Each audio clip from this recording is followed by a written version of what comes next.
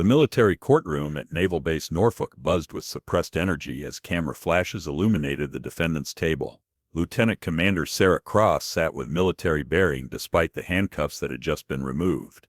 Her dress blue uniform bearing minimal ribbons, a stark contrast to the extensive service record that had brought her to this moment. The packed gallery whispered in hushed tones about the woman the Norfolk Virginian pilot had dubbed the False Seal. Flag officers occupied the front rows, their expressions ranging from disappointment to outright hostility. Behind them, journalists scribbled notes while civilian spectators craned their necks for a better view of the Navy's most controversial figure. Prosecutor Commander Mitchell Hayes arranged his documents with theatrical precision, occasionally glancing toward Sarah with barely concealed satisfaction. His team of JAG officers surrounded him like a protective detail, confident in their case against the woman who claimed to be America's first female Navy SEAL sniper. "They have 4 witnesses ready to testify you were never in Syria," whispered Defense Attorney Lieutenant Commander David Stone, leaning toward Sarah. "Give me something to counter their narrative." Sarah kept her eyes fixed forward, her jaw set in determination. "You know I cannot or will not." Stone's frustration was evident. "They're going to destroy your career based on fabricated evidence." The corner of Sarah's mouth tightened, the only indication she had heard him. In the back row, a naval intelligence officer in dress blues watched with unusual intensity, occasionally checking a secure phone that seemed to vibrate every few minutes.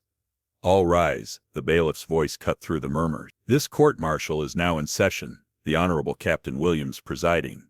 Captain Williams, a weathered man in his 60s with a reputation for strict adherence to procedure, surveyed the circus-like atmosphere with evident displeasure. "Be seated. Let me remind everyone that while this is an open proceeding, this courtroom will maintain military discipline." Commander Hayes rose with the confidence of a prosecutor who believed he had already won.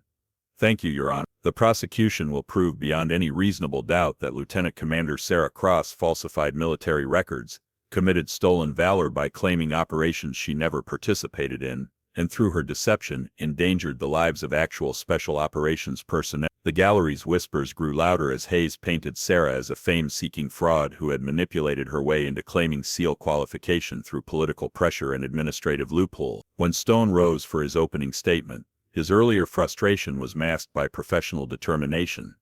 "My client's service record speaks for itself, or it would, if the proper authorities had access to it." "Objection," Hayes interjected immediately. "Counsel is implying the existence of classified materials that the Pentagon has explicitly confirmed do not exist." "Sustained," Captain Williams responded without hesitation.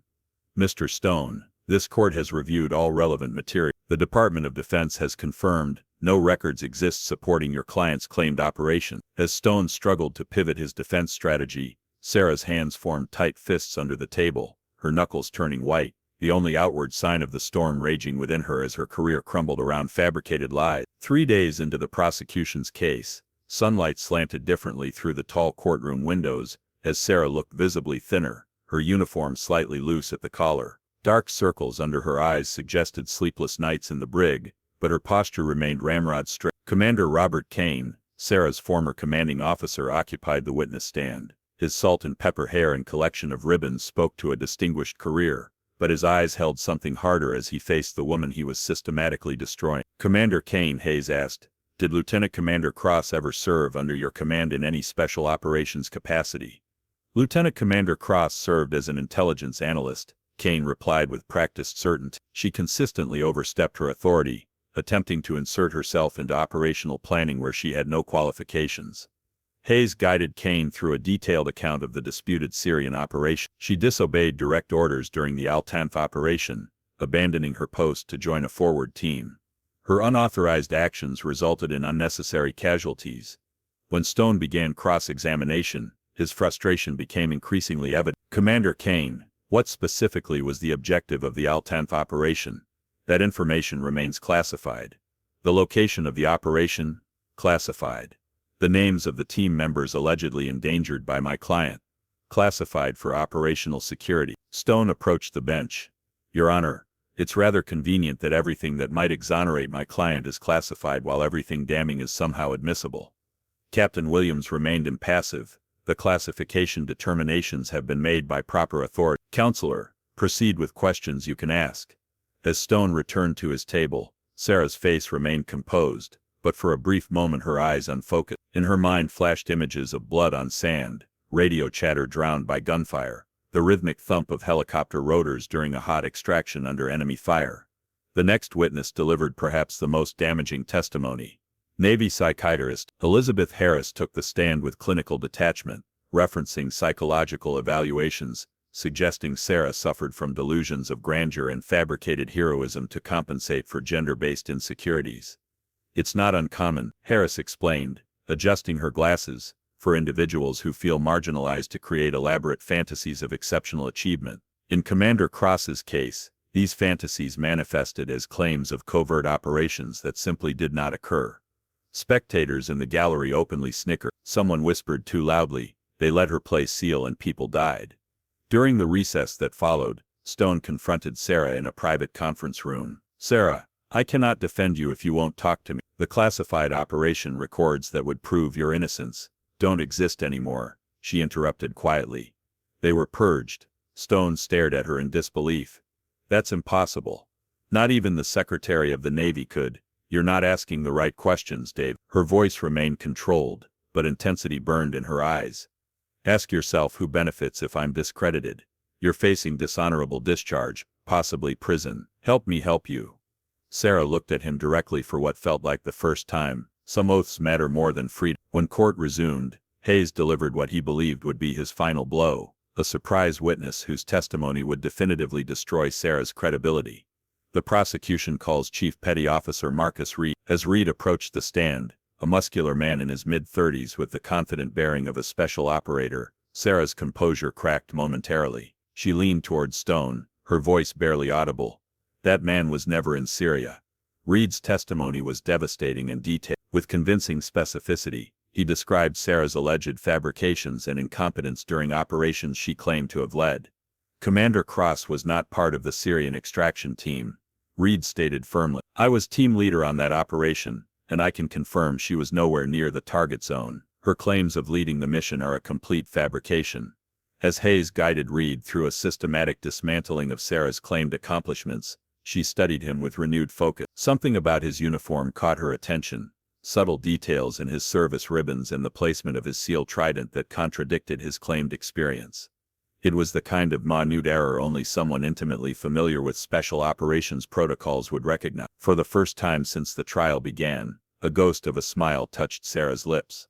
When Stone rose for cross-examination, Sarah passed him a note. He glanced at it, frowned in confusion, then began questioning with new purpose. "Chief Reed, you mentioned serving with SEAL Team 6 during Operation Desert Thunder. Could you tell the court when that operation took place?"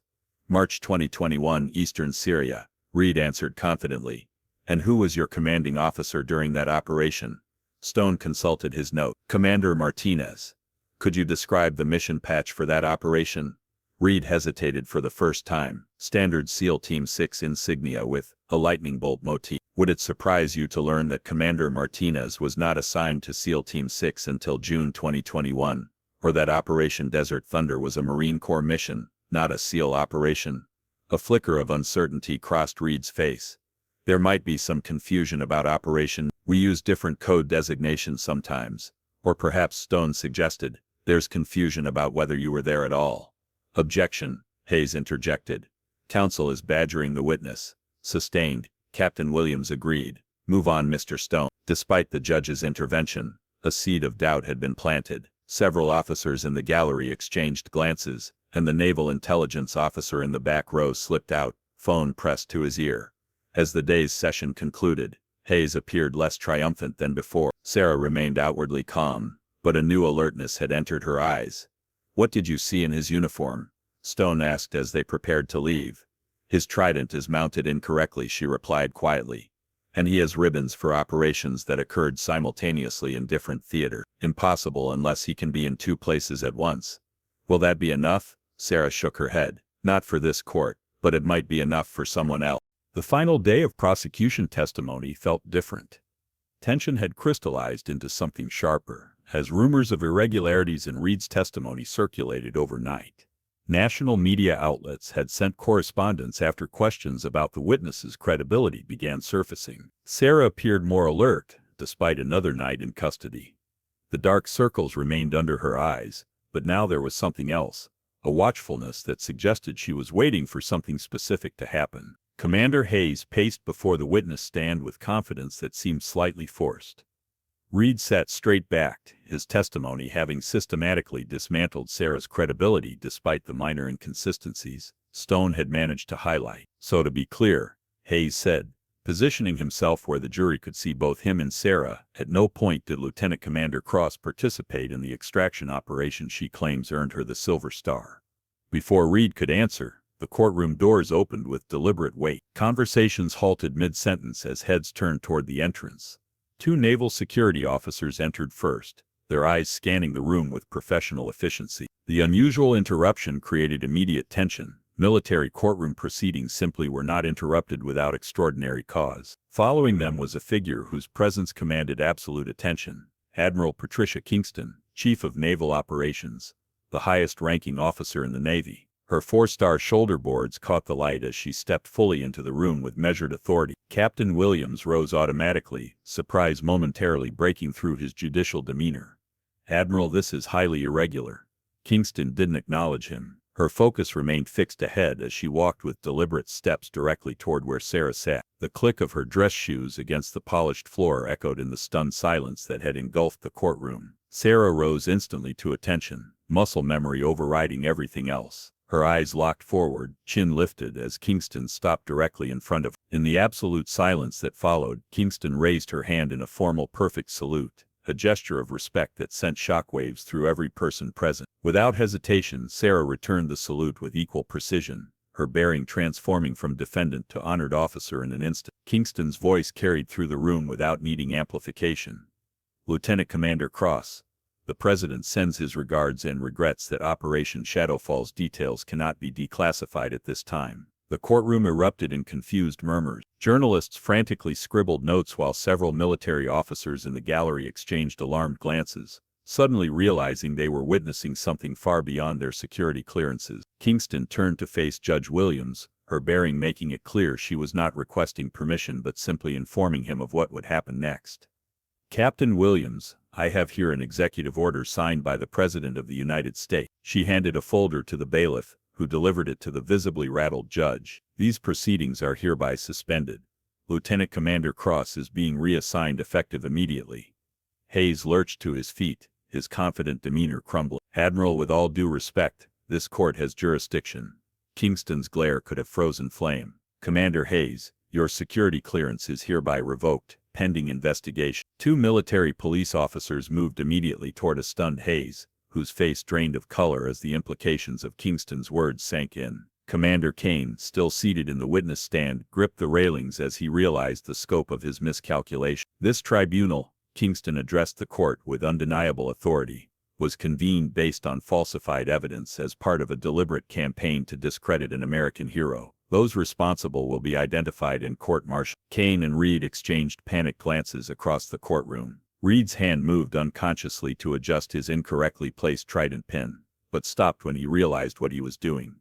Kingston continued, her tone softening slightly as she looked at Sarah. "The operation Lieutenant Commander Cross led rescued 23 hostages, including 3 American journalists from an ISIS stronghold. The details remain classified, but the President has authorized me to confirm her Silver Star citation was earned through extraordinary heroism under fire." Stone looked at Sarah in amazement, finally understanding her silence throughout the ordeal. She remained at attention, eyes forward, but something had changed in her posture, as though an immense weight had been lifted from her shoulder. "You are needed at the Pentagon, Commander," Kingston said to Sarah. "A helicopter is waiting." As Kingston turned to leave, Sarah fell into step behind her. The gallery erupted in chaos. Journalists shouting questions, officers conferring in urgent whispers, spectators trying to make sense of the dramatic reversal they had just witnessed. Captain Williams banged his gavel repeatedly, trying to restore order to proceedings that had fundamentally transformed in the space of minutes. At the door, Kingston paused, turning back to address the room one final time. "Let this serve as a reminder that the nature of conflicts we face today means our greatest heroes often serve in silence. Remember that before you question someone's service." As they exited, Sarah noticed Commander Kane being approached by 2 serious-looking officers in civilian clothes, Naval Criminal Investigative Service. Their eyes met briefly, and the color drained from Kane's face as he realized the depth of his miscalculation. Outside the courtroom, A phalanx of security personnel created a corridor through the gathered media. Questions flew at them from all directions. Admiral Kingston, what is Operation Shadowfall? Commander Cross, did you really lead a SEAL team? Is this political interference in military justice? Neither woman acknowledged the questions as they moved with purpose toward a waiting staff car. Only when they were inside with doors closed did Kingston's formal demeanor soften slightly. That was quite a performance, Commander, she said as the car pulled away from the base, maintaining your silence even when it meant facing dishonor. I took an oath, Sarah replied simply. Kingston nodded approvingly. Not everyone remembers their oaths when facing personal consequence. She looked out the window at the naval base passing by. We've been monitoring the situation since charges were first filed, but needed to let it play out to identify all involved parties. Kane and others, Sarah said, the name carrying the weight of betrayal. The conspiracy goes deeper than one vindictive commander.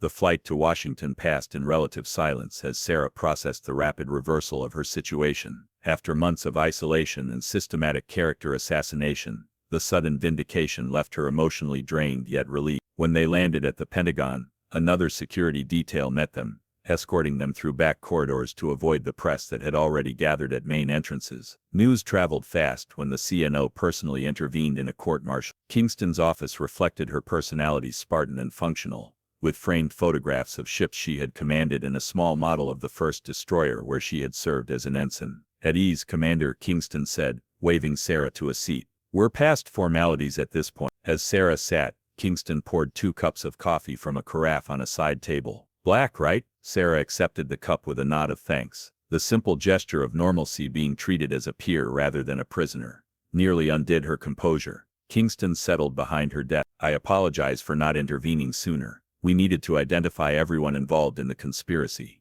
Kane was selling intelligence to private military contractors, Sarah replied, the coffee cup warm between her palms. I found proof during Shadowfall, operational details, team movements, extraction points. Kingston nodded grimly, and rather than face espionage charges, he tried to discredit you first, erased mission records, planted false evidence, used his connections to initiate the court-martial. He knew no one would believe a woman could lead a SEAL operation, Sarah said without bitterness. Used society's bias as cover for his crimes. The arrogance of mediocre men never ceases to amaze me. Kingston's smile was razor sharp. He's facing 20 years minimum, and never served a day in special operations. Kane recruited him from administration, built him a false identity. He'll trade information for leniency. Kingston set her cup down. The president is awarding you the Navy Cross. The ceremony will be private, but your name will be cleared public. Sarah hesitated, turning the coffee cup in her hands. Ma'am, the other operators on my team,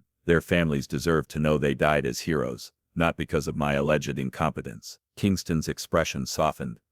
The president has authorized partial declassification of Shadowfall to honor their sacrifice. Their families will receive proper recognition with full benefits restored. For the first time since the ordeal began, Sarah allowed herself a moment of emotion, blinking rapidly to clear her eye. Thank you, Admiral. Kingston studied her for a moment. When I earned my first command, a superior officer told me I would never belong, that I was taking a position from someone more deserving. She stood and walked to the window overlooking the Potomac. That moment in court today, that salute, that was for both of us. She turned back to Sarah. The Navy is better because you refused to quit, Commander.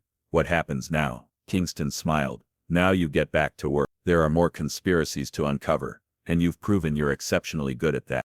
Later that evening, in a secure briefing room deep within the Pentagon, Sarah stood before a panel that included the Secretary of Defense, the Director of National Intelligence, and several other officials whose identities remained classified. For 3 hours, she detailed Operation Shadowfall, the intelligence gathering that had led to the discovery of the hostage location, the improvised extraction, when the primary plan failed, and the evidence of Kane's treachery she had uncovered during the mission. The hostages were being held in a compound outside Raqqa, Sarah explained, activating a digital display. Intelligence indicated they would be executed within 48 hours. Standard extraction protocols would have taken 72 hours to organize. She walked the panel through her decision to lead a hastily assembled team into hostile territory, using her sniper skills to provide overwatch while Navy SEALs conducted the actual rescue. During the operation, I intercepted communications that revealed someone was feeding our operational plans to ISIS commanders. The enemy knew our extraction routes, our timing, everything. The Secretary of Defense leaned forward. How did you identify Commander Kane as the source? The leaked information was from a briefing he had attended the day before. Only 7 people had access to those details, and I was able to eliminate the others through operational security reviews. Sarah activated another display showing financial records. Kane was receiving payments through a series of shell companies tied to Blackwater-type contractors who were selling intelligence to the highest bidder. When she finished, the room was silent for a long moment. Finally, the Secretary of Defense spoke. I believe I speak for everyone when I say we owe you an apology, Commander Cross. The system failed you. The system worked eventually, sir, she replied. That's what mattered. As officials filed out, one remained behind, a silver-haired man in civilian clothes, whose security badge indicated the highest clearance levels. You showed remarkable restraint, Commander, he said when they were alone. Most would have broken operational security to save themselves. That was never an option, sir. He smiled approvingly. And that's precisely why the President is interested in your next assignment. He slid a sealed folder across the table. Eyes only. Consider it an opportunity to rebuild what Commander Kane tried to destroy. Sarah accepted the folder with curiosity. What kind of assignment? The kind that doesn't officially exist. Kane wasn't working alone. There's an entire network of corrupted officers selling classified information to foreign interests. Your experience makes you uniquely qualified to identify and eliminate this threat. Undercover work, deep cover. You'll be hunting the hunters, using the same skills that got you through Shadowfall to protect American interests from internal threats. Sarah thought about the months of humiliation she had endured, the systematic destruction of her reputation, the colleagues who had believed the lies about her service. When do I start? Your new identity is already being prepared. In 6 months you'll disappear into a new assignment where your real skills can serve the country without recognition or fanfare. Sarah nodded, understanding that she was being offered exactly what she had always preferred. The chance to serve in shadows where results mattered more than headlines. 6 months later, the headlines told a different story. Navy SEAL conspiracy exposed, read the Washington Post. Female officer vindicated after false accusations. The New York Times ran a detailed investigation into the network of corrupted officers that had been systematically selling classified information to foreign intelligence services. Sarah Cross had become a household name, though not in the way she would have preferred. Her story of wrongful persecution and ultimate vindication had captured national attention, sparking conversations about gender bias in the military and the protection of classified operations. But Sarah herself was nowhere to be found for interviews or photo opportunities. According to official Navy statements, she had been reassigned to classified duties and was unavailable for public comment. In reality, she was sitting in a coffee shop in Prague, her hair now auburn instead of blonde, wearing civilian clothes that made her invisible among the European tourists and business travelers. Her new identity as Jennifer Martinez, a freelance security consultant, had provided perfect cover for the intelligence operation she was conducting. For 3 months, she had been tracking arms dealers with connections to the same network that Kane had been feeding information to. The mission required the same patience and precision she had used as a sniper, but now her targets were financial transactions and communication patterns rather than enemy combatants. Her secure phone buzzed with an encrypted message from Kingston. Congressional hearing to Kane sentenced to 25 years. Reed received 8 years. Full vindication and official record. Sarah typed back, understood. Mission proceeding as planned. She closed the phone and returned to observing the arms dealer at a table across the coffee shop. Viktor Kozlov thought he was conducting routine business, but Sarah had been documenting his activities for weeks, building a case that would shut down a major pipeline of American military technology flowing to hostile nations. The irony wasn't lost on her. While the media celebrated her vindication and lawmakers held hearings about military justice reform, she was back in the shadows doing the work she had always done best. Her earpiece crackled with a transmission from her surveillance team. Target is moved. Black sedan, license plate Romeo 77 Delta. Sarah dropped cash on the table and followed at a discreet distance, her training allowing her to blend into the Prague street crowds while maintaining visual contact with Kozlov's vehicle. 3 blocks later, she watched him enter a hotel where he would meet with Iranian intelligence operatives, seeking advanced guidance systems for their missile program. By evening, Sarah would have photographed the entire transaction and identified everyone involved. The mission would continue for another 2 months before her team moved to arrest the entire network. Unlike her court-martial, This operation would never make headline. The prevented terrorist attacks, the protected American technology, the lives saved, none of it would be publicly acknowledged. But as Sarah positioned herself for surveillance photographs that would help protect American interests around the world, she felt the satisfaction that came from serving in the way she had always preferred. Effectively, quietly, and without recognition. Some battles were best fought in silence. The coordinated arrests began at dawn across 3 continents. In Prague, Sarah watched from across the street as Czech police, acting on intelligence she had provided, arrested Viktor Kozlov and his Iranian contacts as they attempted to transfer stolen American missile guidance technology. Simultaneously, FBI teams were executing raids in Washington, Norfolk, and San Diego, rolling up the entire network of corrupted military officers and defense contractors who had been selling classified information for years. Sarah's earpiece crackled with updates. Washington package secure. 12 arrests including 2 Pentagon officials. Norfolk package complete. Admiral Bradley in custody. San Diego showing green across the board. Operation Silent Guardian, as it had been designated, was the culmination of 18 months of patient intelligence work. Sarah's court-martial had provided the perfect cover for investigators to identify every member of the conspiracy that Kane had initiated. All targets secured, came the final transmission. Exfiltration author. Sarah packed her surveillance equipment and prepared to disappear from Prague as quietly as she had arrived. Jennifer Martinez would cease to exist, her identity retired until the next mission required a new persona. At Prague airport she was met by a familiar figure, Admiral Kingston, traveling under diplomatic cover to oversee the operation's conclusion. "Impressive work, Commander," Kingston said, as they settled into the first-class cabin of a military transport disguised as a commercial flight. "The intelligence you gathered will prevent technology transfers worth billions from reaching hostile nations." Sarah accepted a cup of coffee from the flight attendant, noting how different it felt to travel as herself rather than under deep cover. How extensive was the network? Larger than we initially suspected. Kane was just a mid-level player. The conspiracy reached into the Pentagon, defense contractors and foreign intelligence services across 4 countries. Kingston activated a secure tablet, showing Sarah the scope of the arrest. 47 individuals in custody, including 3 admirals, 2 generals, and a deputy assistant secretary of defense.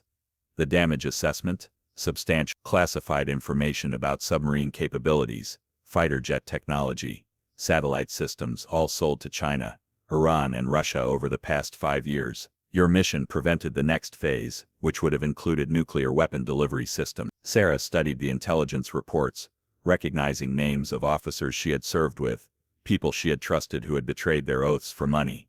What's the official story?